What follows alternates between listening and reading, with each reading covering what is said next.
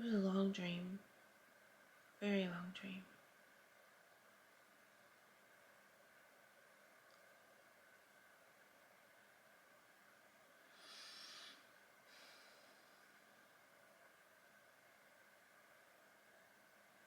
A long dream. But the only thing that there's a few things that stand out. One of them is that I don't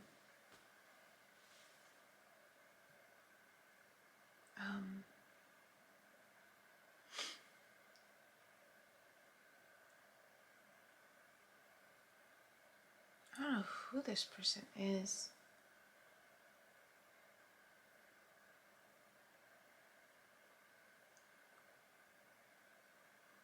I don't know who this person is.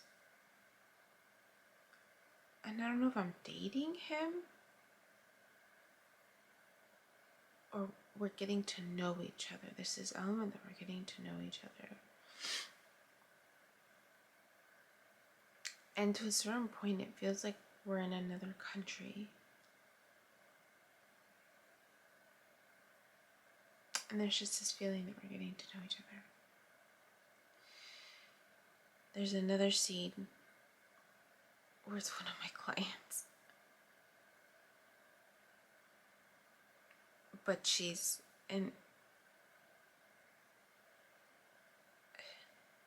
advocating. She's doing like activism work. Which is not just saw her in a different way. I was just like, whoa. She's really taking charge here. Like that's not where she is right now at all. But in my dream, there was another side to her that I hadn't seen.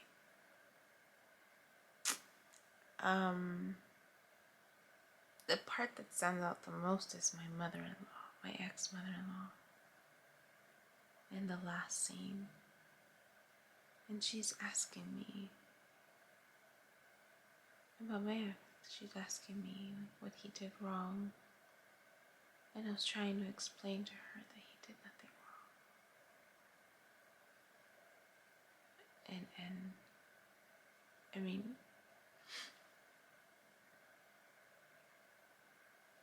I often spent time with her and explained things to her, you know, when things were challenging or difficult. We made time to spend time with her.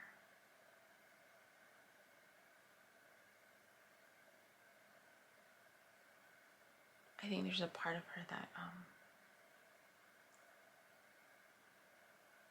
well, I mean, like a lot of people in my life, they would come to me for things. I would be the one to like have the answers, you know?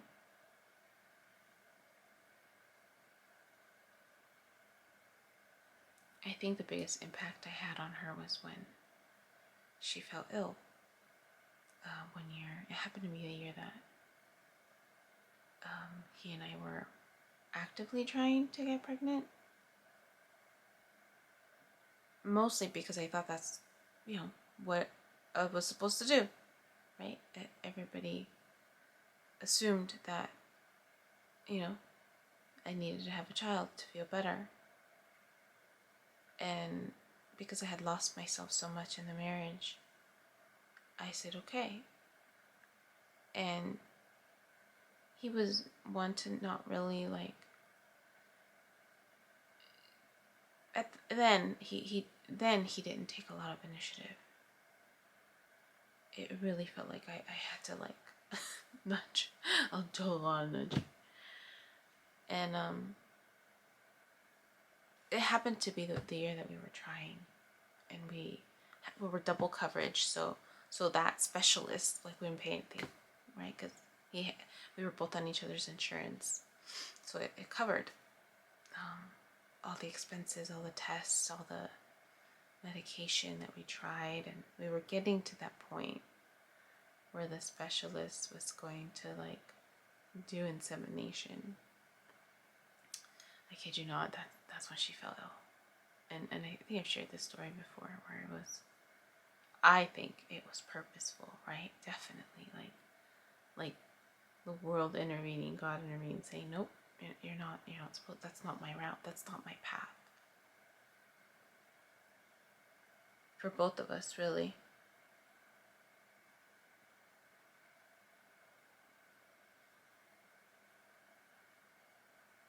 So she fell real ill.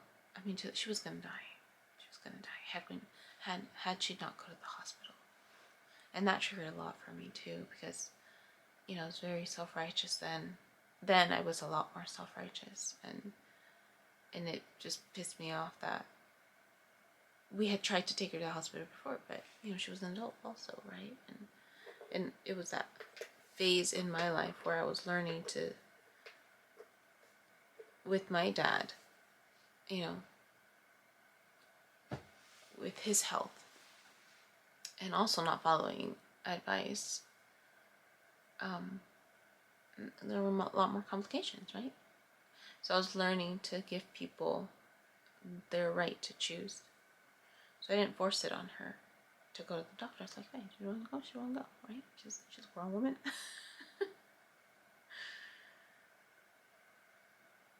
and not knowing, like, there was fear of this culturally. There's fear. A lot of people travel to TJ for health stuff and finances too, but she had been doing that, and that's how it got complicated also. So when she was finally admitted, they told her that she would have died had she not, and she was hospitalized. I don't remember how long she was hospitalized. They had to intubate her because her lungs were going to collapse, and she was scared. And I remember going, and I think I went like every day for like a week or something. I don't remember. We alternated, like, going. I happened to be on spring break, I think, or something like that, or not spring break, or I had a week off. I don't know how I had a week off. But I offered to go every day and keep her company, really. And so she couldn't speak, so I took a notepad and a pen. I gave it to her and I said, here, you can use this to communicate with the people around you. She was alert, she was scared, and that was really helpful for her. She felt a little more in control.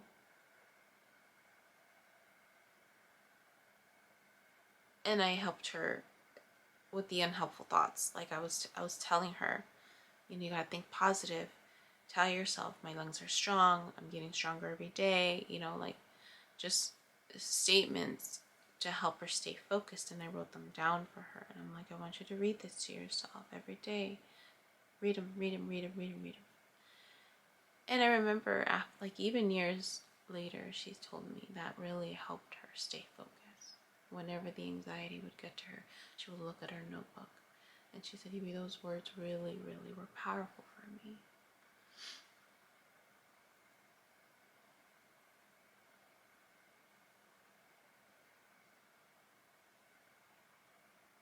Funny, that's a theme right now with a lot of my clients.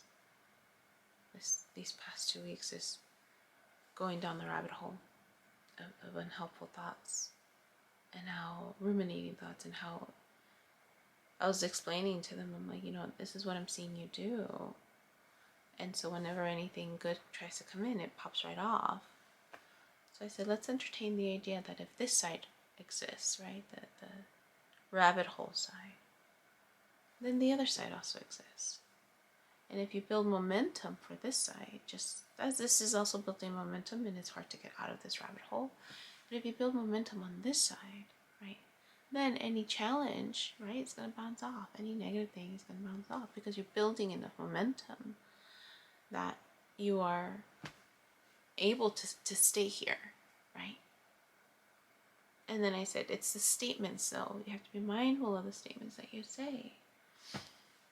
sometimes we think we're going to go to the other extreme and be like super happy, positive. I'm going to have a great day. And I'm like, no, that's not a helpful statement, because then what if you end up in a car accident, right? This is why I said the trick is to create empowering statements that are neutral, emotionally neutral, but empowering. So I gave them examples. Everything is unfolding exactly as it needs to. Every moment prepares me for the next. Whatever challenge comes my way, I will figure it out, right? So now, instead of resisting the negative or the unexpected, you're being open to the possibility that anything could happen. But yet, you're setting the intention that whatever does happen, you can be prepared for it. You can manage it. You'll figure it out, right? And then I encourage them to say it. And then they asked me how often. I said, well, it just depends. How often do you put energy in this side, right? Ideally, this to build the momentum on a daily basis, when you're calm, when you don't need it. I said, because then there's people who wait until they need it to access that. But when you're in a moment of crisis, you're emotionally elevated, right? You're heightened, your anxiety is up, and it literally releases hormones in your brain that floods your thinking part of the brain, depending on how strong it is, for you to access it. And so I said the trick is to practice these skills, coping skills, anything, when you're calm. When you're calm. So that in a moment of crisis, you can tap into it faster, right? You've built enough muscle memory that you're going to be able to remember, because you're building the momentum. It's the momentum, right? You're building it. So anyways, that's been a theme, a major theme these past 2 weeks with my clients. And we've created statements, and now it's up to them to implement it, right? So anyways, I dreamt of my ex-mother-in-law asking me what my ex did wrong. And she's thinking it's like emotions, and she's talking culturally, and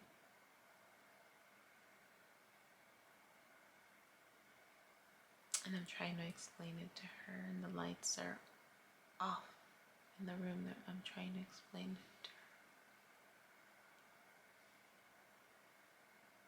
to her. But she's messing with the lights in the room. She's messing with the lights in the room. And then she leaves and the lights don't work anymore. And I'm like, what in the world did you do?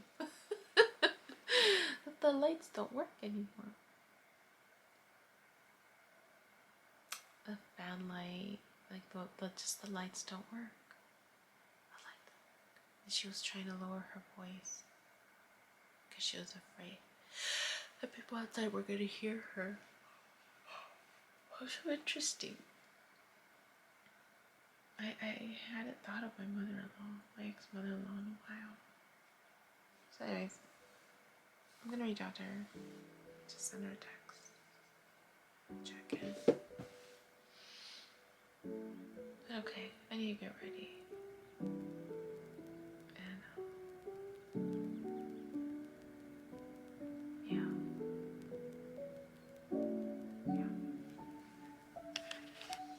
Hi, my name is Yubi, and in case you haven't figured it out, this footage is capturing my experience as I learn to navigate my personal spiritual awakening.